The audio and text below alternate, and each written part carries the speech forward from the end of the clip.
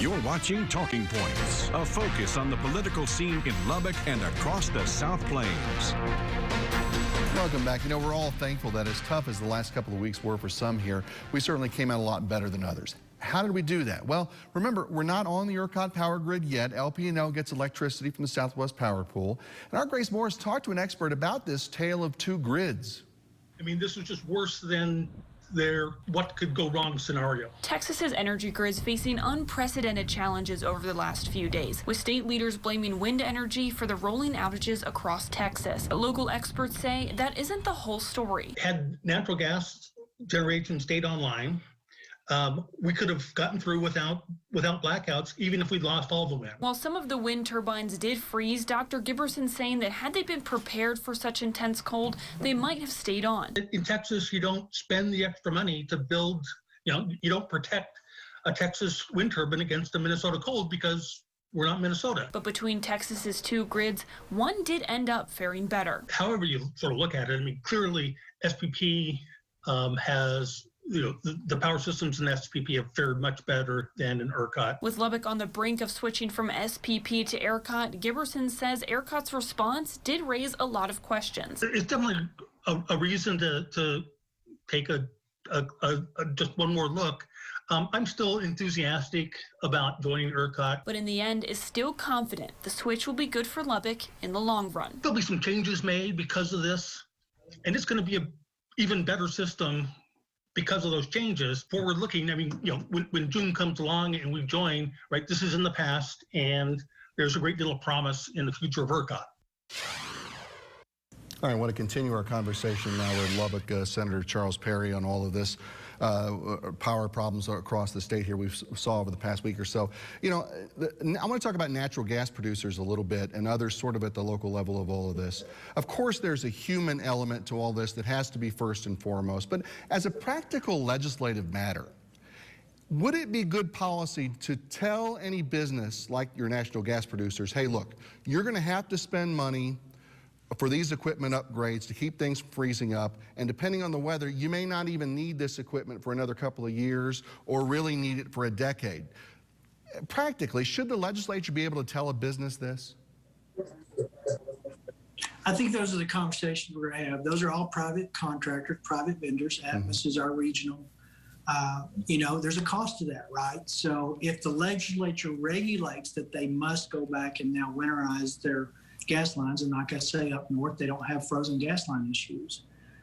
Then they would have the platform to go to their customers and say, this is an added charge. I don't know how much that looks like on an average bill, probably minimum, but we're going to winterize our gas lines so that we don't have these events in the future ever happen again. So I think the appetite for the public is there today. The question, will it be there 2 weeks out, 2 months out, 6 years out? That's been the argument in the legislature. Do you build out capacity that may never be needed? Well, I can argue we needed capacity just because of our growth. Right. But it comes down to, if the state chooses to regulate its gas line companies and its input companies, then they will have to go to the consumers and say, we have an additional surcharge on your bill to cover the winterization of your pipes. I think you'll find industry supportive of that because businesses lost a lot of money having to shut down. And you'll find, I think, the average consumer that you have to, today they would say that would be okay. I don't think it's a lot of money spread out across the meter base, but we'll have to have those conversations. Of course, the governor appoints the Electric Utilities Board, which then names the ERCOT board. Should the legislature or, even the people here have a little more say in that process going forward after this? That's a bigger issue. Government appointees are always a bone of conversation for sure, not necessarily contention, but conversation. I'm sure that conversation about how ERCOT board is selected and by who and what the representation are. There's a lot of sound bites going around that these are not even Texas residents. I don't know if that's true or not, but that'll all come out in hearings the next 2 weeks. Of course, here's the $64,000 question. The city of Lubbock will be a part of the ERCOT grid starting in June. Is that still a good idea in your opinion? I mean, because it doesn't seem like, even if they wanted to change, after all the money and time and work that's been done to make this happen, to put in the transmission lines and all that, that it could even be turned around at this point. I don't have the answer to your last question. I would say that nothing's done till it's done. Obviously, a lot of money has been spent, obviously a lot of time and energy. I have no commentary against anybody for or against it. I personally was never asked, as I thought as a state senator, do you think this is a good idea? I thought our current provider was solid. I thought they had a track record. I thought they were good corporate partners. I thought they were good community support. They had properties on the tax rolls. So for all the non-energy reasons, I was disappointed that that was a consideration. Secondly, out of my district, I didn't have any real interruptions in service with SPS. Anybody that's paid attention to ERCOT for the last 20 years knew full well that capacity was an issue. Also, there's something that we said for too big to fail. The grid is so large and so big that it is not nimble and can't respond very quickly. The nice thing about having a smaller grid is that you can be pretty nimble and pretty responsive to your customer needs. Co-ops are a prime example. Very few co-ops had a lot of interruptions over this, and they buy their power from the same people we do.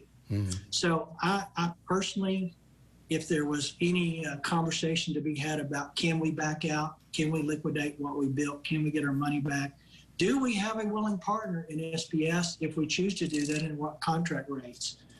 Those are all questions that I think are valid questions for the citizens to be asking. ERCOT is a great treasure in Texas. It is a good jewel to say we are independent enough to carry our grid. We've obviously not fulfilled some of the things that we probably should have in hindsight, and we need to do that going forward. But if I was sitting in Lubbock, Texas, I couldn't probably find a good reason to move to a grid that's obviously going to need more capacity, which then we will share a role in that capacity build out that we weren't expecting when the contracts were looked at. Secondly, I think the quote free market concept that's been marketed, truth of the matter is our rates with SPS were the lowest in the state, so we had a little room to move up even before we approached what free market could do. There was a lot of politics behind why those decisions were made, but on a just sheer energy capacity, ability to guarantee at least some reasonable expectation of having support that's not interrupted, I think a non-ERCOT grid provides that certainty. We are a small city in the South Plains area. We will be competing with Houston, Travis, Dallas, San Antonio, El Paso, all of those. Actually, El Paso's on its own grid. But I just don't see where it makes a lot of sense to jump from something that works very well with very good community partners, where we're the bigger fish in the pond, to a grid that arguably everybody knew and knows and now has, if you didn't know, you know now, has capacity issues that we'll have to pay for as a Lubbock citizen. Hurricanes and COVID and the big freeze up with the electricity. Boy, it'd be nice to talk about normal things like redistricting and stuff like that with Charles Perry again. Let's do that soon. What do you say, boss? Yeah, let's do rural broadband and that. A lot of experts in rural broadband, but I can tell you I'm probably one of the experts in rural broadband, and that's going to be a good deal. But yeah, I know you got to go. TDM, Texas Department of Energy Management. I can't speak to a better group of people, more sophisticated group of people, but you got to figure Harvey, Laura, COVID, and now this. Those guys have been burning the candle 24/7 for going on 3 or 4 years now.